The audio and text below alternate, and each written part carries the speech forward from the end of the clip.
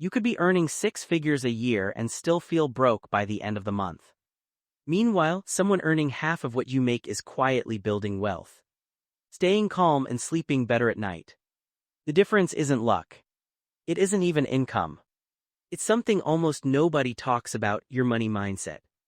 In the next few minutes, we're going to break down exactly why this happens and what you can start doing differently today. Stick around till the end, because the last point is the one most people completely ignore. Here's an idea that sounds strange at first: more income doesn't automatically mean more wealth. Psychologists call this lifestyle inflation. Every time your paycheck grows, your expenses quietly grow with it. A bigger apartment, a nicer car, more dining out. It happens so gradually that most people never notice it until they realize they're making triple what they used to, yet somehow still living paycheck to paycheck. The people who build real wealth aren't always the highest earners. They're the ones who keep their lifestyle stable while their income rises. That gap between what you earn and what you spend, that's where wealth actually gets built. If you grew up watching your family worry about money, your brain may have wired itself for scarcity. This isn't a character flaw, it's survival programming. A scarcity mindset makes you hyper-focused on short-term relief instead of long-term growth. You might avoid looking at your bank balance. You might make quick emotional purchases to feel a moment of control. The problem is, scarcity thinking keeps you reacting to money instead of directing it. The first step to breaking this loop isn't a budgeting app or a new income stream. It's simply becoming aware that your reactions to money were learned, which means they can be unlearned. Here's something most people get backwards. They think, once I have more money, I'll become a person who manages it well. But it usually works the other way around. You have to become the kind of person who manages money well first, and the results follow. This is called identity-based change. Instead of setting a goal like, I want to save more, successful savers ask, what would a person who is financially secure do in this situation?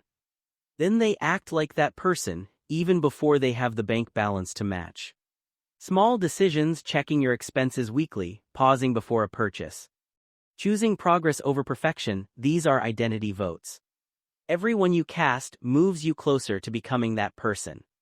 Social media has made this generation's money psychology uniquely difficult. You're not just comparing yourself to your neighbor anymore. You're comparing yourself to curated highlight reels from millions of people. What you don't see is the debt behind the vacation photos or the loans behind the new car. Financial anxiety today isn't always caused by having too little. It's often caused by measuring your life against a distorted picture of what everyone else has. The healthiest thing you can do for your financial well-being is define what enough looks like for you based on your own goals and values, not someone else's highlight reel. If there's one practical shift that separates people who slowly build wealth from those who don't, it's this. They treat saving as a non-negotiable habit, not a leftover. Most people spend first and save whatever's left, which usually means nothing is left. People who build wealth flip this. They set aside a portion first and build their life around what remains. It doesn't require a large amount. It requires consistency.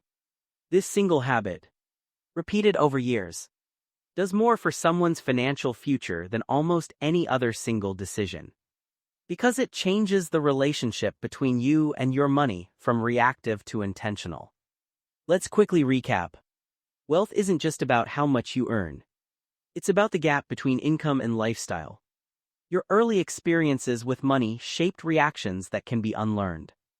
Acting like the person you want to become comes before the results show up. And comparing your life to a curated version of everyone else's will always leave you feeling behind. If this video gave you a new way to think about money, hit subscribe. We post new videos on money psychology and financial mindset every week. And let me know in the comments, which of these 5 points hit closest to home for you? Thanks for watching Mind Over Money. See you in the next one.